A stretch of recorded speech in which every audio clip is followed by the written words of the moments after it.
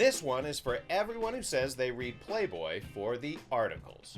Playboy's never been afraid to make bold choices in terms of contributors, and in 1960, Hef ran a piece written by Hollywood screenwriter Dalton Trumbo, who was recently blacklisted for suspected communist activities.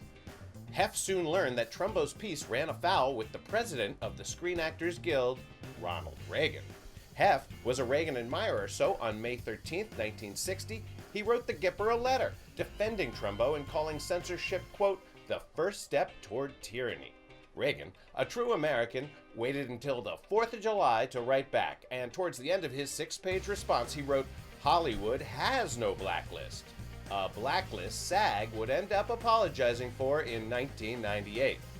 Nonetheless, Hef came away impressed with Reagan's, quote, thoughtful and friendly letter, adding, I think I made us a new friend. One who apparently read Playboy for the articles. They weren't ready for primetime, but Playboy was ready for them. In May 1977, Playboy interviewed Saturday Night Live's, well, everybody.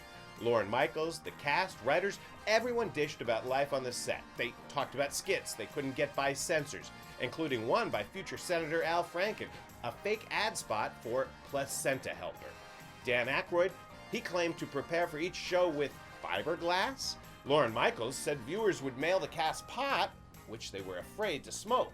Lorraine Newman got fan mail from Charles Manson admirers who called him a beautiful person. John Belushi claimed no one did hard drugs on the set before claiming, I have a long life ahead of me. Groupies? 2 teenage girls who hang around the set all the time. And announcer Don Pardo was half Chinese with only one arm. And of this crew of self-described misfits and anarchists, Chevy Chase says he was the least ready for primetime of all. Doing it or watching it.